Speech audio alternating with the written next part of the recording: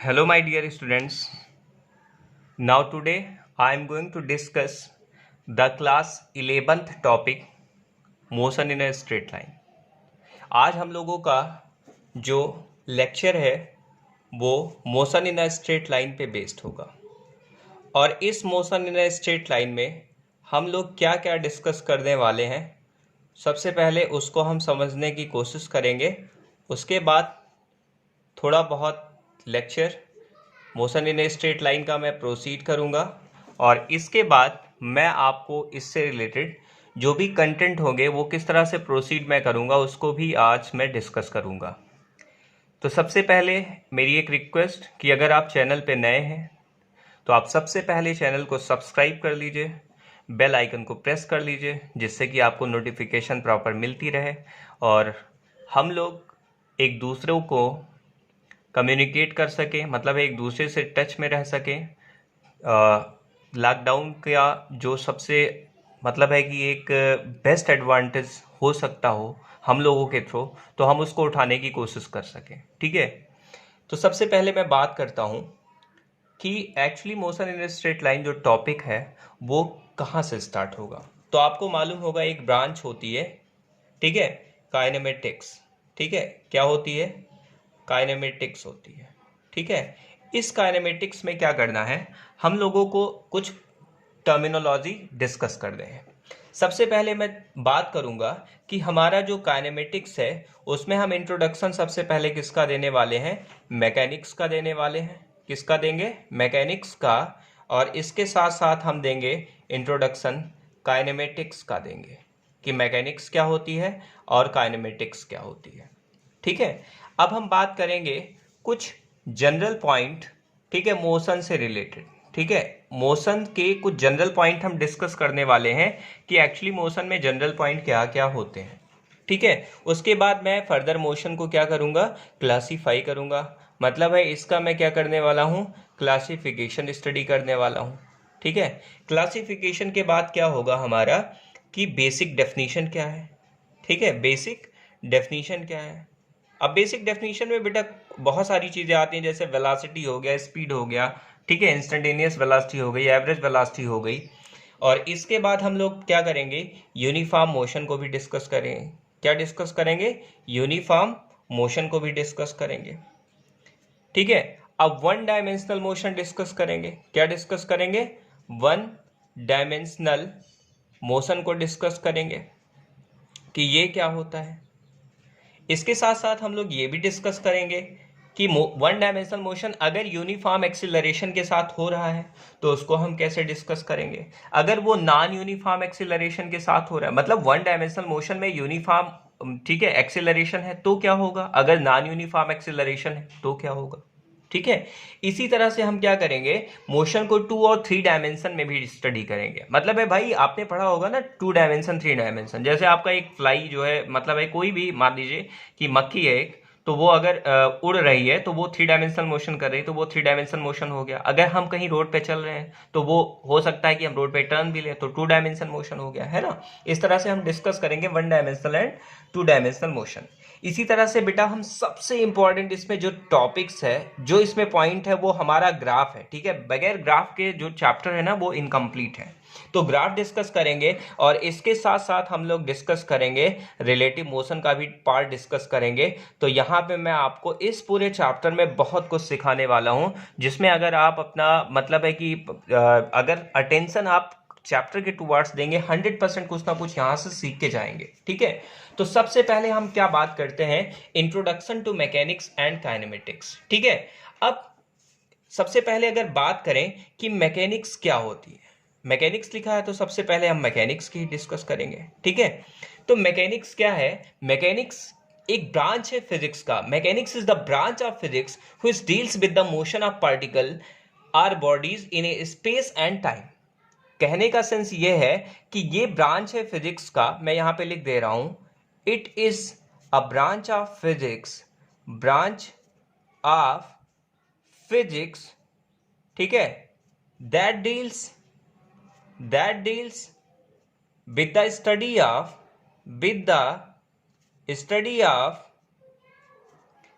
Study of particles, particles किस को, अब कोई भी पार्टिकल हो सकता है, with the study of particles or bodies, body भी हो सकती है, in a space and time, ठीक है, in a space and time, clear, किसी भी टाइम और स्पेस में हम इसको डिस्कस कर सकते हैं। Is there any confusion? ठीक। Position and motion of the body can be determine only with respect to the other bodies, मतलब है किसी भी बॉडी का जो पोजीशन होता है और जो मोशन होता है वो हम किसी दूसरे बॉडी के रिस्पेक्ट में ही बता सकते हैं, है ना। जैसे भाई मान लीजिए कि एक जो है मतलब है कि हमारी जो है एक बॉल है, अगर वो मोशन कर रही है तो बेटा एक अर्थ के रिस्पेक्ट में मोशन करेगी ना।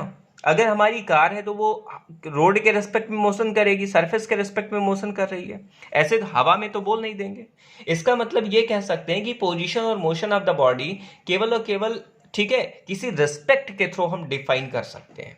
बात समझना मेरी।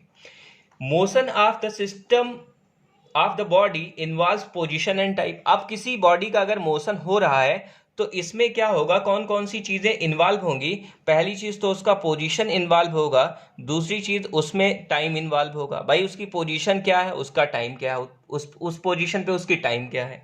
बात समझ रहे हो मेरी? फॉर प्रैक्टिकल पर्पजेस एक कोऑर्डिनेट सिस्टम, भाई अगर हमें प्रैक्टिकल पर्पस लेना है तो हम किसी भी रेफरेंस पॉइंट में यहाँ पे इसको बताएंगे कि ये कोऑर्डिनेट एक्सिस में एक्स और वाई में कितना डिस्टेंस पे ये प्लेस्ड है, ये भी तो बताना पड़ेगा ना। तो कोऑर्डिनेट एक्सिस में भी इसकी जरूरत होती है। इस तरह से हम कह सकते हैं कि 100% हमें यहाँ पे मैकेनिक्स की स्टडी में बहुत सारी टर्मिनोलॉजी को लेके चलना पड़ेगा, ठीक है। अब बेटा काइनेमेटिक्स क्या होती है, इतनी चीज तो आप मैकेनिक्स में समझ गए, काइनेमेटिक्स क्या होता है इसको भी समझने की कोशिश करते हैं, ठीक है। तो हम यहाँ पे बता रहे हैं it is the branch of physics which deals with the motion regardless of the causes producing it. बात समझ रहे हो? कुल मिला के कहने का ये सेंस है, ये हमारा मैकेनिक्स जो है वो एक फिजिक्स का ब्रांच है, ठीक है। वो किसकी स्टडी करता है? विद द मोशन, ठीक है, किसी भी बॉडी के मोशन की स्टडी करता है regardless of the causes producing it. मतलब है कि उसके काज की स्टडी नहीं की जाती है, मतलब है यहाँ पे काज ऑफ द मोशन की स्टडी आप नहीं करने वाले हैं, केवल आप ये स्टडी करने वाले हैं कि मोशन हो रहा है, ये नहीं स्टडी करने वाले हैं कि क्यों हो रहा है, ठीक है। तो यहां पे हम उसका काज स्टडी नहीं करते हैं। अगर हम उसके काज की स्टडी करते हैं, अगर किसी भी जो है फिजिक्स में अगर हम उसके मोशन के काज की भी स्टडी करें तो जो ब्रांच हमारी आती है वो हमारी कहलाती है डायनेमिक्स। क्या कहलाती है? डायनेमिक्स कहलाती है, ठीक है। बात समझना मेरी। अगर मैं किसी भी मोशन का काज स्टडी नहीं कर रहा हूं तो वो चीज हमारी काइनेमेटिक्स होती है। अगर हम उसमें काज को भी इंट्रोड्यूस कर दें then definitely we are going to use our branch which is called dynamics. तो फिजिक्स का एक ब्रांच है डायनेमिक्स। अब डायनेमिक्स में क्या होता है बेटा, चीजें जो है वो मूवेबल होती हैं, मूव करती रहती हैं। एक स्टैटिक्स भी होता है जिसमें चीजें रुक रुक के रहती हैं, ठीक है, रुकी हुई होती हैं। बात समझ रहे हो मेरी? तो आई थिंक कि आपको काइनेमेटिक्स और मैकेनिक्स में थोड़ा बहुत डिफरेंस पता चला होगा। इसके साथ साथ काइनेमेटिक्स के साथ डायनेमिक्स का रिलेशन जो है आपको समझ में आया होगा, वो किस तरह से एक दूसरे से रिलेटेड हैं और दोनों को हम अलग अलग कैसे डिफाइन कर सकते हैं। बात समझ रहे हो मेरी? अब क्या है बेटा, फ्यू जनरल पॉइंट है ना। मैंने अभी क्या कहा था, कुछ पॉइंट्स डिस्कस करेंगे। तो हम यहाँ पे आपको फ्यू जनरल पॉइंट्स बता रहे हैं जो कि आपके मोशन से रिलेटेड हैं। अब मोशन से रिलेटेड कौन कौन से पॉइंट यहाँ पे हो सकते हैं उसको भी थोड़ा डिस्कस कर लेते हैं, ठीक है। आपने अभी पढ़ा कि kinematics is the branch of mechanics which deals with the motion regardless of the cause producing it. मतलब है कि हम काइनेमेटिक्स में उस ब्रांच की स्टडी करते हैं जिसमें मोशन की स्टडी तो करेंगे लेकिन उसके काज की स्टडी नहीं करेंगे, ठीक है। आपको मालूम है बेटा कि मोशन कभी भी स्ट्रेट लाइन में अगर हो रहा है तो हम उसको क्या कहते हैं कि वो मोशन हमारा वन डायमेंशनल मोशन है। कैसा मोशन है? वन डायमेंशनल मोशन है। एक बात बताओ, अगर कोई स्ट्रेट पाथ में चल रहा है, अगर ऑब्जेक्ट ए टू बी जा रहा है तो वो एक कोऑर्डिनेट एक्सिस को यूज कर रहा है तो उसको हम क्या बोलते हैं? वन डायमेंशनल मोशन बोलते हैं। ऐसा नहीं है कि हम इसको जो है समझ नहीं सकते, आसानी से समझ सकते हैं, बस कंसंट्रेशन की नीड होती है हमको। तो यहाँ पे मैं आपको जो बताने की कोशिश कर रहा हूं कि motion in a straight line is called a one dimensional motion. कभी भी एक मोशन जो है अगर हम वन डायमेंशनल स्टेट में करते हैं, एक डायमेंशन में चलते हैं, तो हम उसे वन डायमेंशनल मोशन बोलते हैं।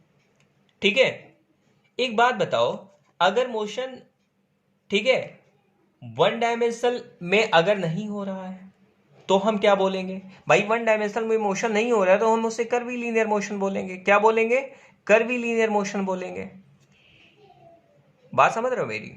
तो अगर मोशन को हम एक डायमेंशन के एस्पेक्ट में देखते हैं तो ठीक है, देन अगर नहीं देखते तो कोई दिक्कत नहीं, कर्वीलीनियर मोशन इसे बोलेंगे। और कर्वीलीनियर मोशन के साथ साथ हम उसे सर्कुलर मोशन या प्रोजेक्टाइल मोशन का भी नाम दे सकते हैं। मतलब है कर्वीलीनियर मोशन का ही जो दो टाइप है वो आपका क्या है? एक तो है हमारा सर्कुलर मोशन। कौन कौन सा मोशन? एक तो है हमारा सर्कुलर मोशन और दूसरा है हमारा यहाँ पे प्रोजेक्टाइल मोशन। कौन सा मोशन? Projectile motion. इस चीज को ध्यान से सुनिएगा। मतलब है कि curvilinear motion having the two types, one is projectile motion and other is circular motion। ठीक है, कोई भी कंफ्यूजन इसमें नहीं होना चाहिए।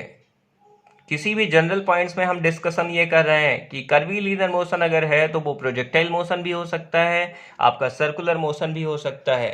कोई भी किसी भी टाइप का यहाँ पे कंफ्यूजन आपके मन में नहीं होना चाहिए। बात समझ रहे हो? अब हम एक पॉइंट यहाँ पे बात कर रहे हैं बेटा, जो डायरेक्शन होता है ना, जो वेलोसिटी का डायरेक्शन होता है, अब वो मोशन के अलोंग होता है। ठीक है, वेलोसिटी का जो डायरेक्शन होता है वो अलोंग द मोशन होता है, along the direction of the motion होता है। क्या बोलोगे आप? Along the direction of the motion. यहां पे मैं लिख दे रहा हूं along the direction of the motion. Is there any confusion? No. तो हम ये कह सकते हैं बेटा कि velocity direction is along the direction of the motion, but direction of the acceleration is not necessary in the direction of motion।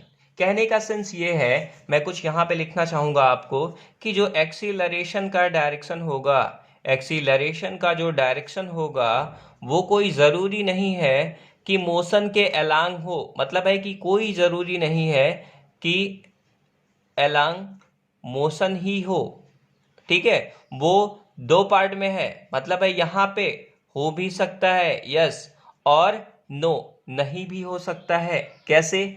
जब आप देखो, ध्यान से सुनना मेरी बात। जब एक कार मान लो चल रही है और वो क्या करती है, अपनी स्पीड को कंटिन्यूअसली बढ़ाती है, चेंज करती है 20 से 30, 30 से 40, और वो तेज चल रही है, तो हम बोलेंगे एक्सीलरेशन मोशन के अलोंग हो रहा है। लेकिन अगर इसी कार में अगर हमने ब्रेक अप्लाई कर दिया तो उसकी स्पीड घट रही है, मोशन आगे हो रहा है, लेकिन उसमें जो एक्सीलरेशन है वो पीछे लग रहा है, क्योंकि कार हमारी रिटार्ड हो रही है। कार हमारा क्या हो रहा है? रिटार्ड हो रहा है यहाँ पे। इसलिए एक्सीलरेशन और रिटार्डेशन में अंतर है। रिटार्ड होना मतलब होता है डी एक्सीलरेट करना। डी एक्सीलरेट करने का मतलब होता है वेलोसिटी का डिक्रीज होना। वेलोसिटी का डिक्रीज होने का मतलब है कि कार हमारी स्टॉप कर जाएगी। कार हमारी क्या कर जाएगी? स्टॉप कर जाएगी। इसमें किसी भी टाइप का कोई कंफ्यूजन आपको नहीं होना चाहिए। बात समझ रहे हो मेरी?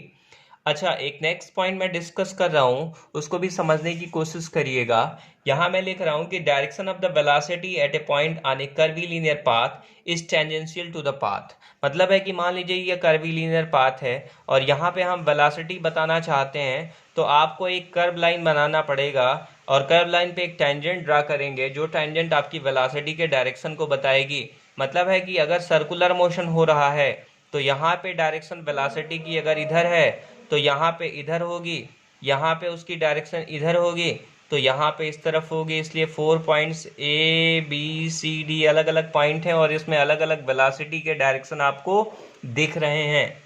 इसमें किसी भी टाइप का कोई कंफ्यूजन आपके मन में नहीं होना चाहिए। क्लियर? अगर कंफ्यूजन हो रहा है तो आप क्या कर सकते हैं, उसको हम मुझसे पूछ भी सकते हैं। ठीक है?